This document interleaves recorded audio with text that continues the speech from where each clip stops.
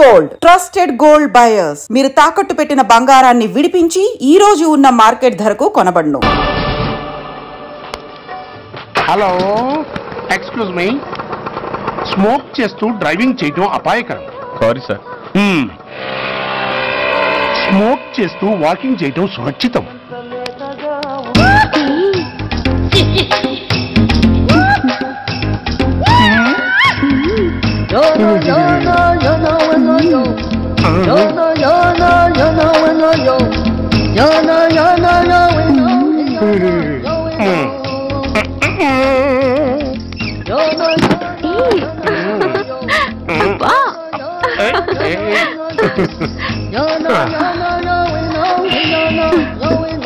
ఎలా ఉంది?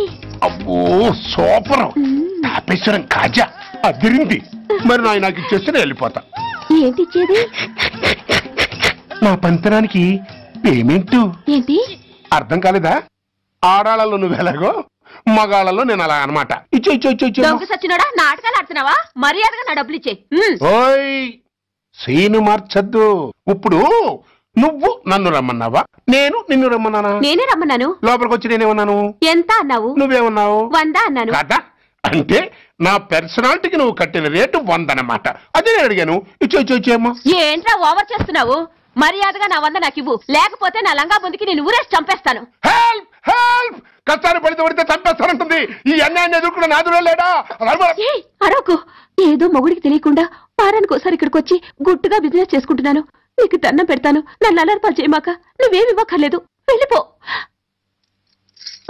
మంది హైటెక్ బ్రెయిన్.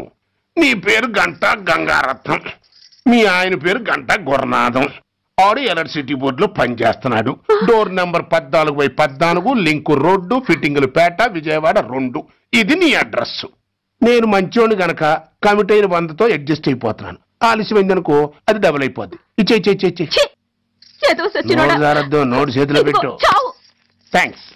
దున్నపోతులా ఉన్నావు, ఆడదాని ఉసురు పోసుకుంటున్నావు. ఎయిడ్స్ వచ్చి చస్తావు. Sorry, no chance. హెల్మెట్ లేకుండా నేను యుద్ధానికి వెళ్ళను. ఎత్ర నారీ వర్ధంతి తత్ర జీవనం సుఖాస్మనం. అంటే నాకేం తెలుసు? ఎప్పుడో విన్నాను, ఇప్పుడు అనాలపించింది అన్నాను.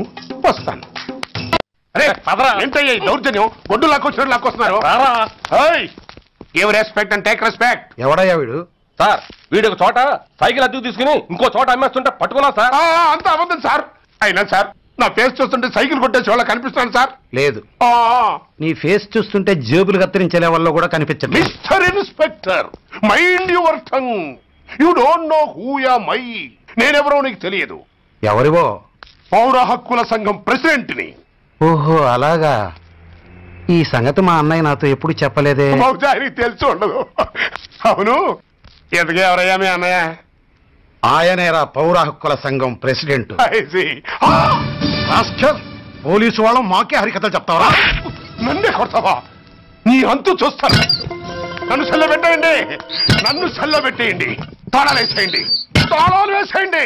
ఎంత జరిగిన తర్వాత మీరు బయటికి పంపన్నా పోను. ఎస్ఐ, నాతోనే పెట్టుకున్నావు, ఇంకా నువ్వు మటాస్ అయిపోతావు. Okay okay okay, we will meet in court of law. అయ్యా సార్, వీడి గురించి నాకు బాగా తెలుసు సార్. వీడు మామూలుడు కాదు, పరమ కంత్రివాడు. వాడితో మనకెందుకు వచ్చిన గొడవ సార్? వదిలేద్దాం. ఏంట్రా వీడి పీకేది నా టోపీ? చూస్తూ ఉండు. కోర్టులో వీడికి మినిమం 6 నెలలు ఎంచకపోతే మా పేరు టైగర్ కిషోర్ కుమారే కాదు.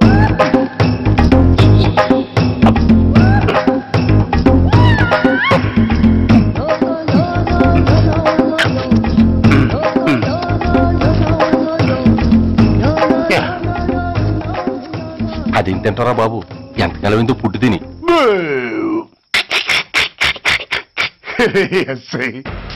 నాతో పెట్టుకుని హోల్లో ఏలెట్టావు. ఈ దారమే నీ పేక్కి ఉరితాడవుద్ది. నా హైటెక్ బ్రెయిన్ పవర్ ఏంటో రేపు నీకు కోర్టులో తెలుస్తుంది. ఏమయ్యా, నువ్వు అద్దె సైకిల్ ఇంకొకరికి అమ్మటానికి ప్రయత్నించావా? బుద్ధి గడ్డి దించేశాను సార్, ఇంకెప్పుడు చేయను సార్. ఆడపిల్లల తండ్రి, మా నాన్నకి పక్షవాతం, మా ఆవిడికి చెయ్య. చాలా కష్టాల్లో ఉన్నాను, క్షమించి వదిలేండి సార్.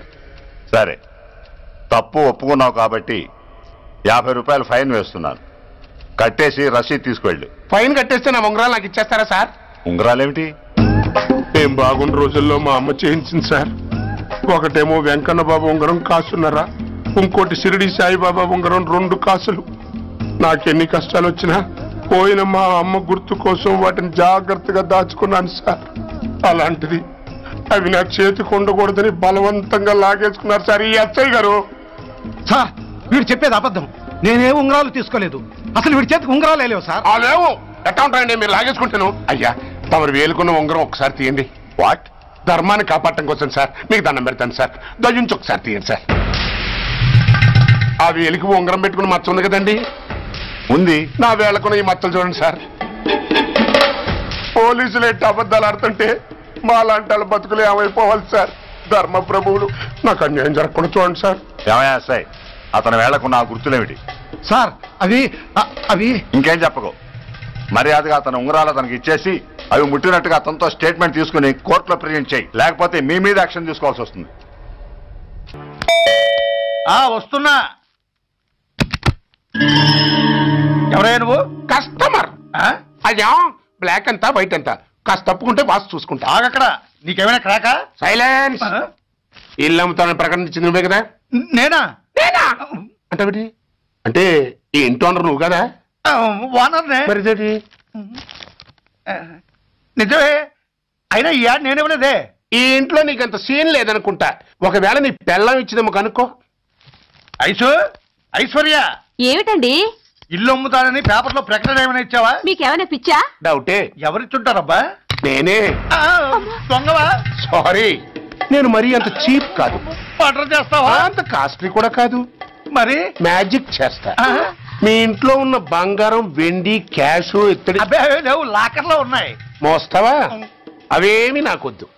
మీ ఇంట్లో బెడ్, ఫుడ్, కనీసం వాటర్ గ్లాస్ కూడా టచ్ చేయండి. మరైతే నన్ను అబ్బచ్చా, నీకంత లేదు గాని తగ్గు. జస్ట్ మీ ఇంట్లో కాసేపు కాలక్షేపం చేసి తర్వాత నా దారి నేను చూసుకుంటా. ఎందుకు? అందుకు. నోర్మయ్య, నోళ్ళు తెరిచారో కాల్చి పారేస్తా. వెళ్ళి అక్కడ కూర్చోండి. కూర్చోండి. నమస్తే సార్. నమస్తే. రండి రండి, కూర్చోండి. కూర్చోండి. ఎంత అనుకుంటున్నారు? అంటే పేపర్ చదవలేదా? 10 లక్షలు. ఇంకో మాట అనుకోవచ్చుగా. ఆ ఛాన్స్ లేదుగా. Cash down. ఓకే సార్, ఇదిగోండి 2 లక్షలు అడ్వాన్స్. 5 ఇవ్వచ్చుగా. డాక్యుమెంట్స్ చూసిద్దామని. ఓకే ఓకే, అడ్జస్ట్ అయిపోతాను. వాళ్ళెవరు? ఇంటి ఓనర్స్. ఒరిజినల్. మరి మీరు? డూప్లికేట్. అమ్మో మోసం దగ్గ. నోర్మై, తెరిచామంటే నోట్లోనే పెట్టి పేల్చేస్తా. 25 లక్షలు ఇల్లు 10 లక్షలు అంటే జగ్గేసుకొచ్చింది కాకుండా ఇంకో మాట అనొచ్చుగా అంటావా? భర్తతో బోడిగుంటే అయిపోద్ది. జాగ్రత్త. ఇల్లాళ్ళతో జాయిన్ అయిపో. వెళ్ళు. రండి రండి. అడ్వాన్స్ ఇచ్చారా? అబ్బో చాలా అడ్వాన్స్ లో ఉన్నారే. 5 లక్షలు. Thank you. Hello half head, full head అంటే అది. ఆయన చూసి నేర్చుకో. అతనెవరు? మీ బ్రదరు. అర్థం కాదా? నీకంటే అడ్వాన్స్ గా వచ్చి అడ్వాన్స్ ఇచ్చినోడు. డబ్బు దాత సుఖీభవ. చెప్పాను కదా, మీ ఇంట్లో ఒక్క వస్తువు కూడా టచ్ చేయనని, including your Aishwarya Rai. Bye. ఇంకొకటి ఇల్లు అమ్ముతానని నలుగురిని దోచుకున్న ఘరానా మోసగాడు. శబాస్, 3వ పేజీ దాకా ఎక్కాం. విదేశీయులు పదవులకు అర్హులు కారు. అంతే మరి. కొనేవాడే కుర్చీ ఎక్కితే ఇంక దేశాన్ని ఎవరికి అమ్ముతాం? సికింద్రాబాద్ నుంచి శ్రీకాకుళం అప్పలనాయుడు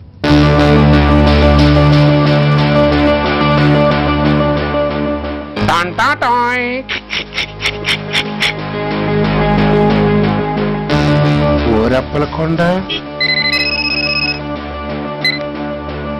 హలో, బాగున్నావా అప్పలకొండ? ఎవడరా నువ్వు? నేనేరా, నందిగా నారాయణ్ణి. నువ్వా? ఎందుకు ఫోన్ చేసావు? ఏం లేదు, అక్కడి నుంచి వచ్చి ఎలక్షన్ లో ఇక్కడ పోటీ చేస్తున్నావు కదా, కంగ్రాచులేషన్ చెబుదామని.